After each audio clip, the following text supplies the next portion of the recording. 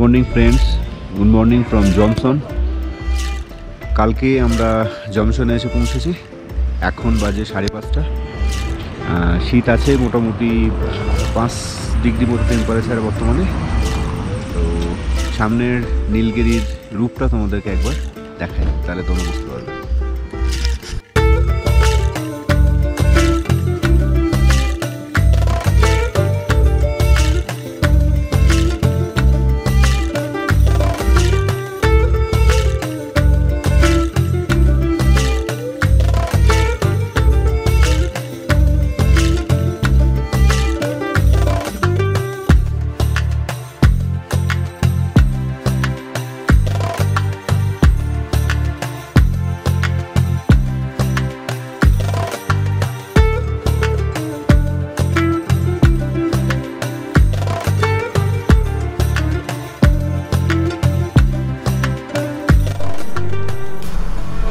এখন বাজে 8টা আর আমরা বেরোচ্ছি মুক্তিনাথ টেম্পলের দিকে। এখানে লাগেজ আমরা গুছিয়ে এই গোডাউনে রেখে গেলাম, কারণ 12টার সময় চেকিং, আমরা যদি ফিরতে না পারি তাহলে সমস্যা হতে পারে, সেই জন্যে তো আমরা লাগেজ গুছিয়ে রেখে দিলাম। এসে লাঞ্চ করে আমরা মারফার দিকে হয়তো বেরিয়ে যাব। তো এখন চলছি মুক্তিনাথ, দীর্ঘদিনের স্বপ্ন। আমি কিছু নেইনি সঙ্গে, জাস্ট একটা থার্মাল লাইনার নিয়েছি আর একটা জলের বোতল আর রেনকোটটা রয়েছে। বাইক পুরো খালি, খুব লাইট হালকা মনে হচ্ছে বাইকটাকে। পিছনে লাগেজটা ছিল, বেশ ভালো লাগছিল।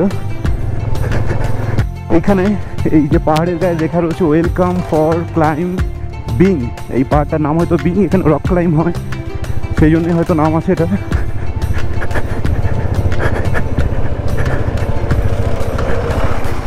আপেল গাছ, আপেল বাগান আছে চারিদিকে, আপেলই বাগান, আপেল গাছই আছে সব।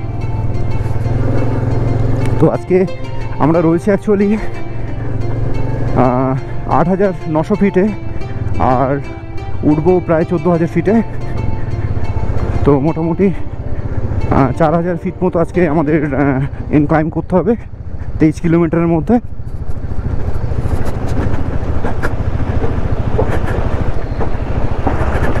একটু সামনে গিয়েই রাস্তা পেয়ে যাব, ভালো রাস্তা আছে।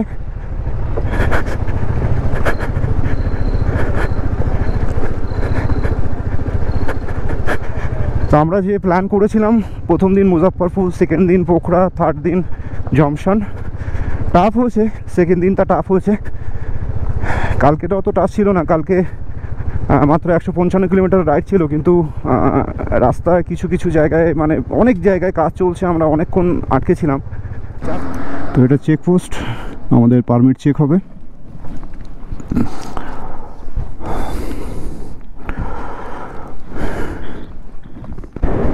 তো আমরা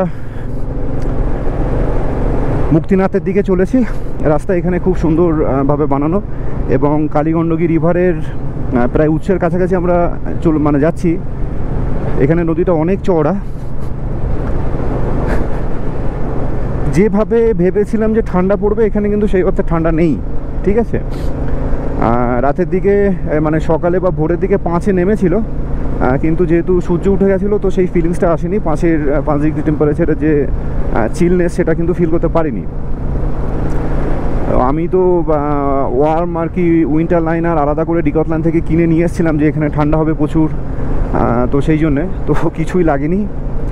এখন জাস্ট রাইডিং জ্যাকেট, ভিতরে একটা ডিকথল্যান্ডের একটা জাস্ট ওয়ার্মার মানে থার্মাল পরেছি, আর কিছুই নেই। হাতে নর্মাল রাইনক্সের গ্লাভস, এয়ার জিটি। তো আস্তে আস্তে ওঠা যাক। নেপালের রাস্তাগুলো ঢালটা খুব মানে সামান্য আর কি। আমরা কালকে রাইড করতে করতে 8,000, 8,500 বা 9,000 ফিটের কাছাকাছি কখন উঠে গেছি আমরা কিন্তু মানে আইডিয়াই করতে পারিনি, ঠিক আছে। কালকে মোটামুটি 6,000 ফিট মতো ওঠার কথা, মানে পোখরার পর থেকে। তো সেটা যে কখন উঠলাম আমরা কিছুই বুঝতে পারিনি, এই একটা অদ্ভুত ব্যাপার।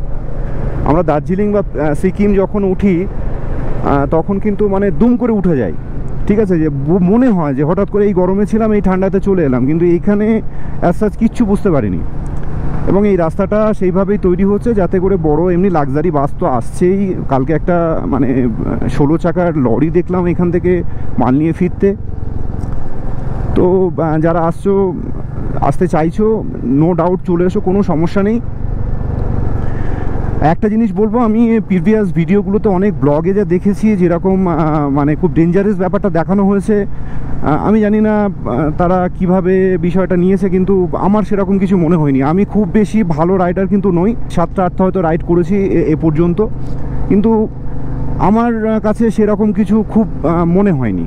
ঠিক আছে, এখানে নর্মাল যে মহিলারা আছে, কালকে দেখাচ্ছিলাম স্কুটি নিয়ে পিছনে একজন পিলিয়ন নিয়ে প্রায় 50 বছরের একজন মহিলা, একজন না দুজন, তারা কিন্তু চালিয়ে আসছে। ঠিক আছে, তো ভয় পাবার কিছু নেই। মুস্টাংটাকে যেভাবে দেখানো হয় হয়তো অতটা টাফ নয়, আমার যেটা মনে হয়েছে আর কি।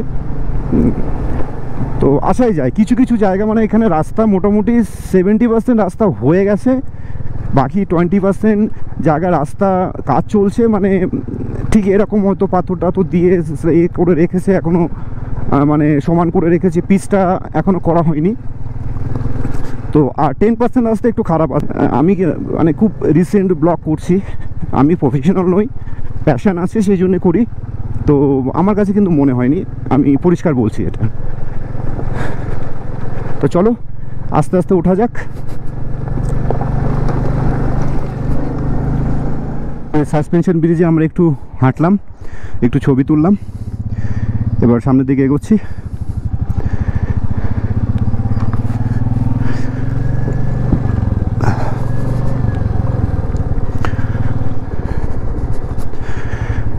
বর্ষাকালে কেমন জল থাকে সেটাই দেখার, বর্ষাকালে না আসলে বোঝা যাবে না, জলের ধারাটা খুব কম।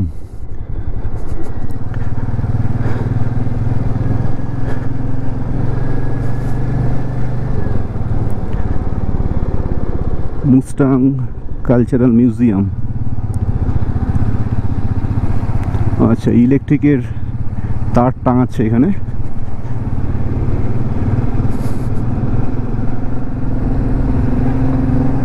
মানে উপর থেকে দেখতে পেলাম, তবে সুন্দর। ওখানে বেশ চাষবাস হচ্ছে, ধান বা অন্য অন্য জিনিস চাষ হচ্ছে নদীর পুরো মানে বেসিনে।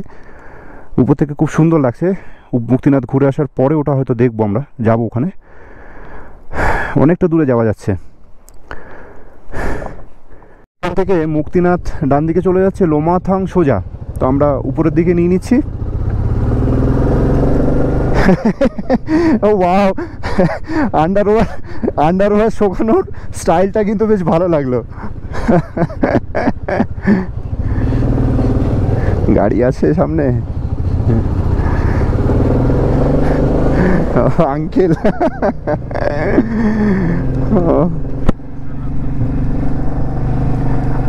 এইবারে আস্তে আস্তে আমাদের ওঠাটা শুরু হচ্ছে। তবে এখানে মানে ঢালটা এত সুন্দরভাবে বানিয়েছে এরা যে বড় বড় ট্রাক থেকে শুরু করে বাস সবই উঠে যেতে পারবে, কোনো ভয়ের কিচ্ছু নেই। এবং নেপালের বেশিরভাগ অংশ জুড়েই তাই। আচ্ছা ওকে উঠতে দে, হ্যাঁ হ্যাঁ, গ্যাপ না থাকলে সমস্যা।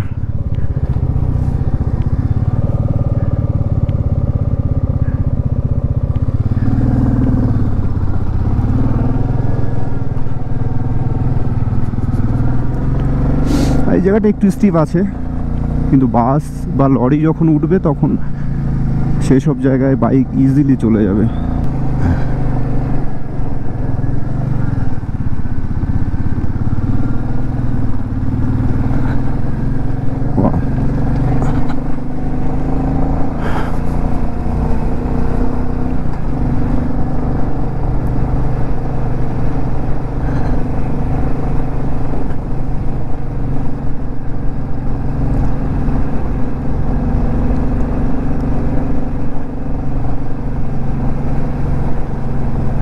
এবার একটু ঠান্ডা ঠান্ডা ভাব আসছে। নিচে ছিলাম এতক্ষণ রোদ্দুরে, বেশ গরম লাগছিল। এখানে অনেক জায়গায়তে এরকম সবসময় রাস্তায় পাথর পড়ে থাকছে।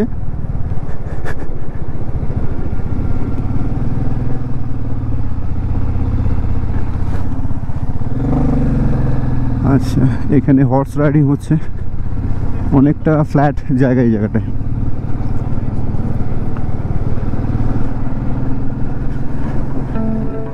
সামনে দেখো জাইগান্টিক পাহাড়, জাইগান্টিক। ওই মেঘটাতে পুরো ঢেকে আছে, মেঘের উপরে একটু একটু মাথাগুলো দেখা যাচ্ছে। ভিডিওতে কতটা বোঝা যাবে জানি না, তবে এগুলো চোখে না দেখলে সেই ফিলটা মানে কোনোদিনই নিতে পারবে না, চোখে দেখতে হবে। নিজে চোখে না দেখলে হয় না এসব।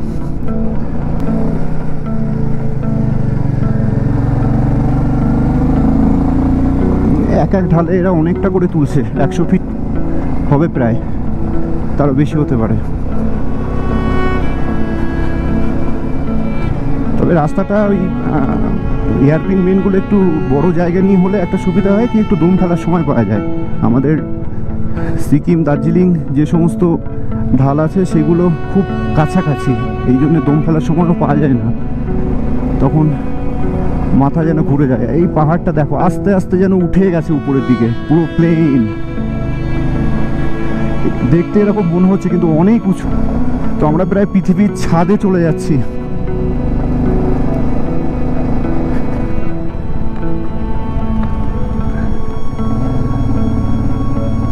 অনেকটা উঠেছিলাম, আবার অনেকটা নেমে যাচ্ছি নিচের দিকে।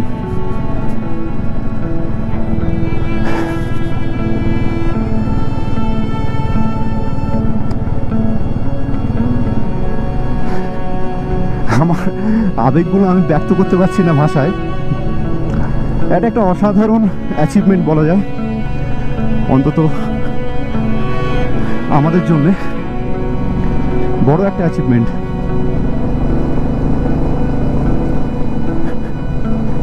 এইদিকে একটা পিক আছে বড়, সামনে একটা আছে, এবার কোনটা কি আমি কিন্তু জানি না, লোকাল লোকজনদের জিজ্ঞেস করে তোমাদেরকে জানাতে হবে। তোমরা যদি জানো কমেন্ট করে জানাতে পারো।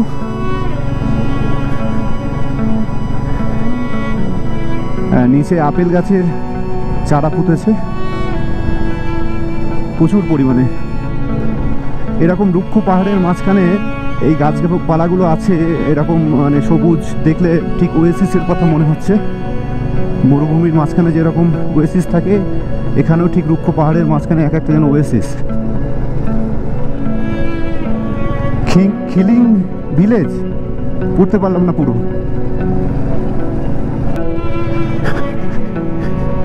এইসব জায়গাতে এসে থাকতে হবে,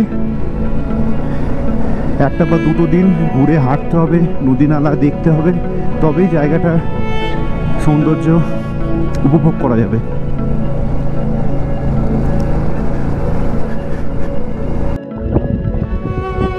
ওই উপরে দেখা যাচ্ছে মদিনাথ, আর 2-3 কিলোমিটার বাকি। এটাই হচ্ছে এই মুসলিমের যে ভ্যালি আছে তার পুরো অংশটা।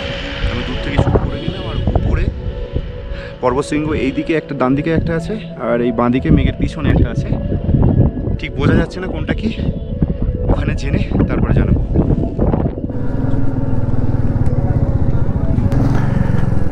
আচ্ছা, এটাই হলো রাস্তা, শেষ পাটটুকু।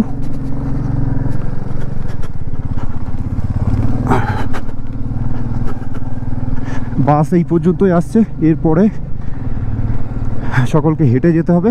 আমাদের যেহেতু বাইক আছে, আমরা যতটা কাছাকাছি যেতে পারি যাওয়ার চেষ্টা করব।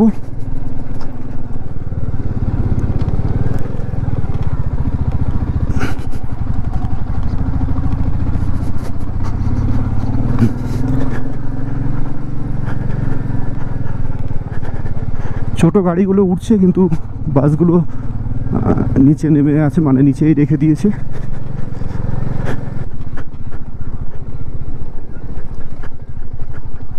ও বাবা, আস্তে।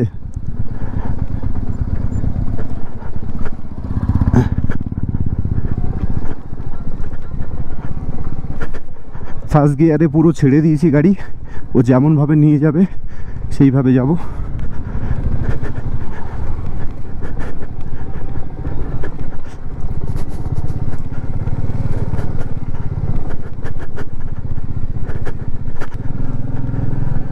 এখানে অনেক হোটেলস আছে।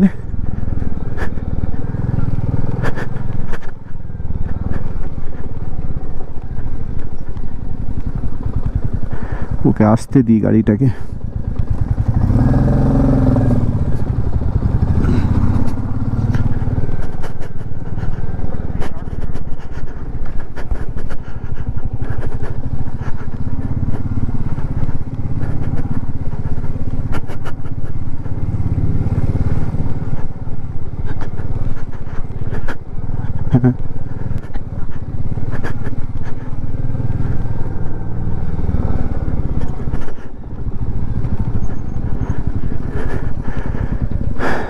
এখন মুক্তিনাথ টেম্পলের খুব কাছাকাছি চলে আসলাম। এই রেস্টুরেন্টটায় ঢুকেছি এবং এগ চাউমিন অর্ডার করেছি 2 প্লেট, 500 টাকা করে, আর 2 কাপ মিল্ক টি 150 টাকা করে। ঠিক আছে, তো একটু খেয়ে নিই, তারপরে আমরা সিঁড়ি ভাঙা শুরু করব। ভালো, দারুণ টেস্ট। এত উপরে যে খাবার পাচ্ছি, এটা একটা বড় ব্যাপার।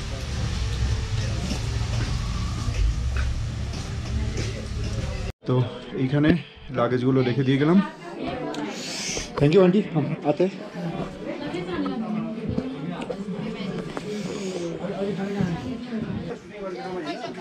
হোটেল বুদ্ধা হিমালয়ান রেস্টুরেন্ট, এইখানেই খাওয়া দাওয়া করলাম, লাগেজগুলো রাখলাম। আর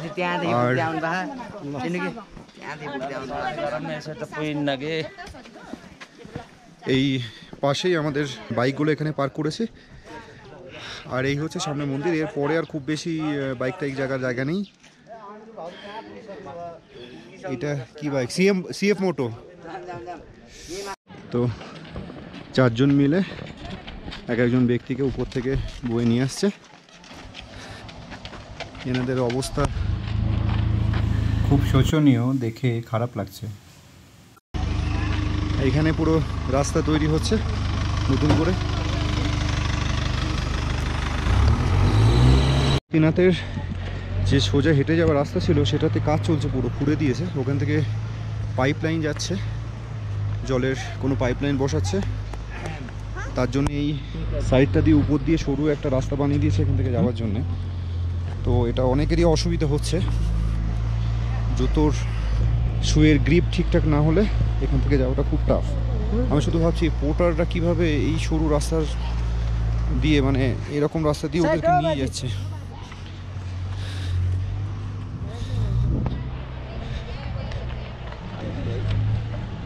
বাহ, একটা বড় হোটেল তৈরি হচ্ছে এখানে। মাটির নিচে 3টে তলা আছে, মাটির উপরে আরও 3টে, 6টা। আমি কিন্তু সঙ্গে কিছুই নিইনি, সেই অর্থে একটা জলের বোতল আছে আর -5 যে জ্যাকেটটা সেটা নিয়ে যাচ্ছি। একটা ফ্লি পরেছি যদি প্রয়োজন হয়, সেই জন্যে এই -5টা জ্যাকেটটা সঙ্গে আছে আর কি। উপরে কেমন টেম্পারেচার হবে না হবে।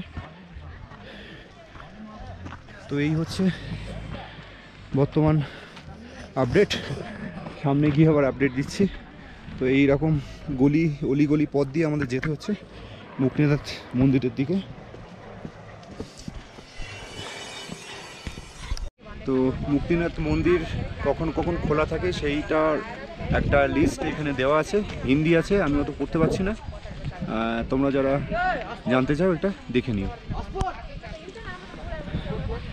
আর এই মুক্তিনাথ মন্দিরের যে সিঁড়ি, এইখান থেকে শুরু হয়েছে 360টা সিঁড়ি ভেঙে তারপরে আমাদের মুক্তিনাথ মন্দিরে পৌঁছতে হবে। একটা হিউম্যাঙ্গাস টাস্ক। এই প্রায় 13,500 14,000 ফিট উচ্চতায়। চলো দেখি, তবে ঢাল খুব একটা বেশি নেই, ইজিলি উঠে যাওয়া যাবে মনে হচ্ছে। তো এখন মুক্তিনাথ মন্দিরের দিকে উঠছি সিঁড়ি বেয়ে। আমার একটা কনফিউশন ছিল যে রাইডিং বুট পরে উঠতে পারবো কিনা। এটা ক্যামস্টার, রাইনক্সের ক্যামস্টার রাইডিং বুট। এটা অনেকটা ভারী এবং যেহেতু 9 ইঞ্চি বুট, তো মানে অ্যাঙ্কেল মুভমেন্ট একটু কম হয়। তো সেটা ভাবছিলাম যে সমস্যা হবে কি না। তো এখনও পর্যন্ত সেরকম ফিল করতে পারছি না, মোটামুটি ঠিকই আছে। তো আমরা অর্ধেকের মতো রাস্তা উঠে এসেছি, আর অর্ধেকটা পথ বাকি আছে, হয়ে যাবে তাড়াতাড়ি। ছিলাম ওঠার পথে গেব্রিয়াল নামে দাদার সঙ্গে পরিচয় হলো, ইতালি থেকে এসছে। সে hi to all. Ciao. So উনি একাই ট্রাভেল করছে নেপাল, অন্নপূর্ণা সার্কিট ট্রেক করেছে পুরো। তো এখন এখানে আছে, এটা ভিজিট করবে, তারপরে বেরোবে। So how's your experience over here? Yeah, really good. I love Nepal. Yes. You love Nepal, so you should come to India. I know. I invite you to come. I want to come. Can I take a selfie, please? Yeah, of course. Yeah. আমরা মুক্তিনাথের দোরগোড়ায় চলে আসলাম, সঙ্গে Gabriel ভাই আছে Italy থেকে। এতক্ষণ বিভিন্ন রকম ধর্ম নিয়ে আলোচনা হচ্ছিল। উনি খ্রিশ্চান, আমরা মুসলিম, এসেছি বৌদ্ধ এবং হিন্দুদের পিলগ্রিমেজ দেখার জন্য, তাদের মন্দির দেখার জন্য। তো সব মিলিয়ে একটা অন্যরকম অনুভূতি হচ্ছে যে ধর্মটা মেন বিষয় নয়, হিউম্যানিটি মেন বিষয়। কে কীভাবে তার ধর্মটা পালন করছে সেটা তার ব্যাপার, আসল হচ্ছে শান্তি। গ্যাব্রিয়েলও তাই বলছিল যে উনি খ্রিশ্চান, তবুও হিন্দু এবং বৌদ্ধিজমের যে সহাবস্থান একই জায়গায় মন্দির, সেটাও তাকে ইন্সপায়ার করেছে এখানে আসার জন্য, এবং নেপালের বিউটি। তো সেটাই আমরাও সেইটা জিনিসটা দেখতে যাচ্ছি, যে ধর্মটা বড় ব্যাপার নয়, নিজের বিশ্বাস, নিজের শান্তি খুঁজে পাবার পথটাই হচ্ছে আসল। কষ্ট হচ্ছে, একটু বসে গিয়ে পরে কথা বলছি। মুক্তিনাথ মন্দিরের কাছে চলে এসেছি, মানে উপরে চলে এসেছি। এখানে প্রচণ্ড ভিড়। সকালে আসলে হয়তো একটু ফাঁকা পেতাম, এখন যেহেতু গরমের সময় প্রচণ্ড ভিড়। এখানে দাঁড়ানোর বা বসার কোনো জায়গা নেই।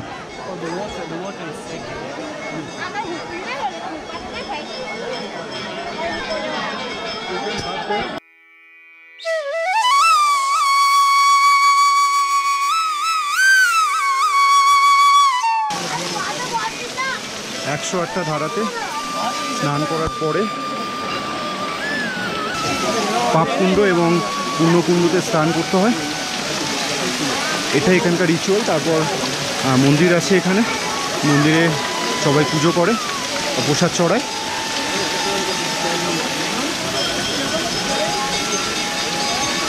এটা মনের জোর না থাকলে কিন্তু সম্ভব নয়। আর এখানে 5-6 ডিগ্রি টেম্পারেচার আছে। এই টেম্পারেচারে এখানে স্নান করার পর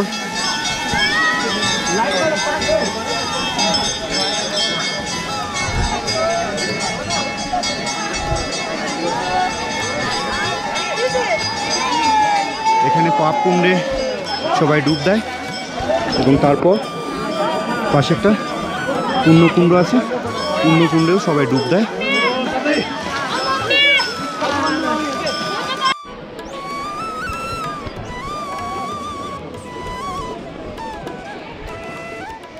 আমরা এই মুক্তিনাথ মন্দিরের পাশে একটু বসে আছি। হিন্দু ও বৌদ্ধ ধর্মের একটা হোলি পিলগ্রিমেজ হচ্ছে আমাদের মুক্তিনাথ মন্দির। এখানে সব ধর্মের মানুষই আসছে, হিন্দু ধর্ম, বৌদ্ধ ধর্ম, এবং আমরা ভিজিট করছি, এবং কি খ্রিশ্চান অনেকেই আসছে যারা ফরেনার, তারা এসে ভিজিট করছে। প্রত্যেকে এই সৌন্দর্য বা এখানকার যে শান্তির বাতাবরণ, এটা ফিল করতে চাইছে। বৌদ্ধ হিন্দু ধর্মের যে সহাবস্থান, সেটা তারা ফিল করছে। খুব ভালো লাগলো, একটা সুন্দর শান্ত পরিবেশ, মানুষজন তাদের রিচুয়ালগুলো করছে। তোর কেমন লাগলো? অসাধারণ অনুভূতি। ধর্মের দিক দিয়ে এই যে সহাবস্থান, এটা দারুণ লেগেছে।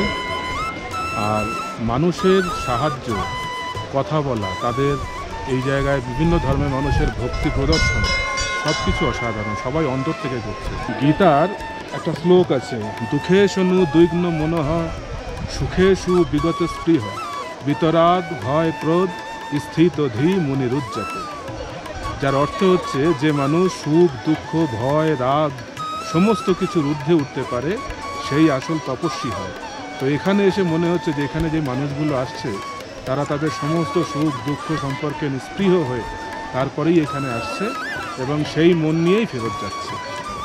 তো ধর্ম মানুষকে জীবনে বাঁচা শেখায়, জীবন ধারণ শেখায়। তো যে ধর্মের লোক, তারা তাদের নির্দিষ্ট ধর্মটাকে যদি সুন্দরভাবে সঠিকভাবে পালন করে, তাহলে মনে হয় পৃথিবীতে কোনো অশান্তির জায়গা থাকে না। প্রত্যেক ধর্মতেই শান্তির বাণী আছে। আমরা শুধু যদি সেইটুকু মনের মধ্যে গেঁথে নিয়ে আমরা জীবনে চলাফেরা করি, আমার মনে হয় না আর কোনো অশান্তি এই পৃথিবীতে হবে। মুক্তিনাথে বুদ্ধা মনস্ট্রি এর সামনে আমরা আছি। তো বাংলাদেশ থেকে দুই ভাইয়ের সঙ্গে দেখা হলো, খায়রুল, রাহিম।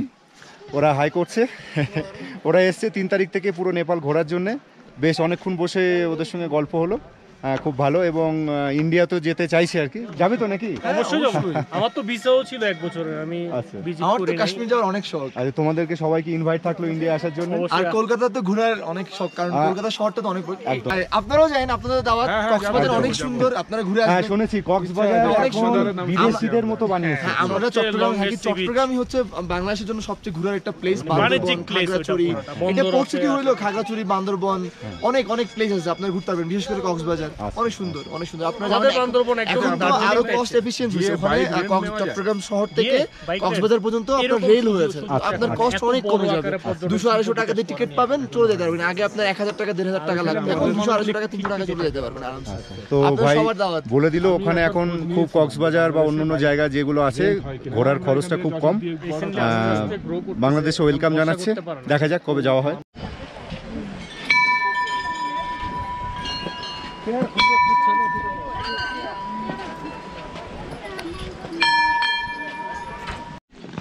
তো এই ছোট্ট একটা পাথরের গুহা, ভিতরে একটা গুহা মতো আছে, দরজা আছে ছোট, এর মধ্যে দুজন সাধু বাবা থাকেন। খুব কষ্ট করে সাধনা করে এরা থাকে এখানেই, রান্নাবান্না করে খায়। তো নিজেকে উৎসর্গ করেছে এরা ধর্মের জন্য, ঈশ্বরের কাছে। 12:09 আমরা মুক্তিনাথ থেকে নেমে এলাম। এখানে ড্রেস সব এই রেস্টুরেন্টের সময় আমাদের লাগেজ রাখা ছিল, আবার নতুন করে সমস্ত কিছু পরে নিয়ে গিয়ার আমরা এবারে সামনের দিকে এগোবো।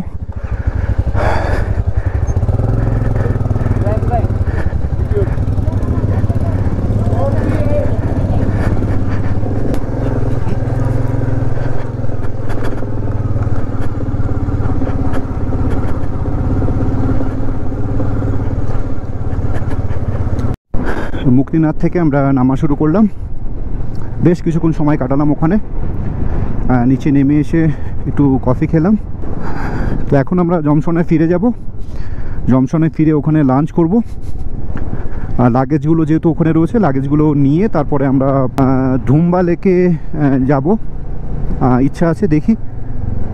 তো যেতে যেতে দাঁড়িয়ে গেলাম আপেল বাগানে। এটা একটা পুরো আপেল বাগান এবং এখানে সুন্দর আপেলের ফুল রয়েছে।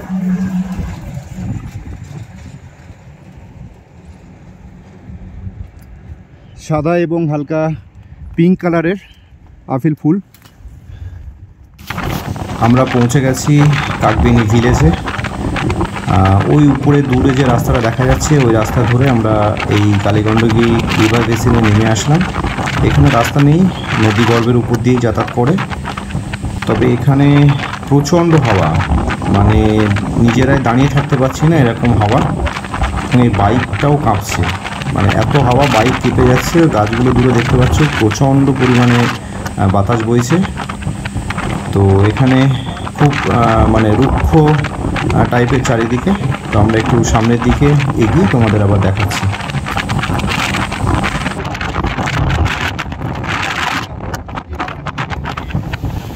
আমরা কালীগণ্ডকী রিভারের কাছাকাছি চলে এসেছি। এখানে অনেক পূজা অর্চনা বা কিছু হয়, রিচুয়ালস কিছু হয়, সেই জন্য অনেক প্রসাদ বা এই ধরনের কিছু পড়ে আছে। বেশ সরু, আর এই জায়গাটা খুব স্রোত আছে রিভারটা।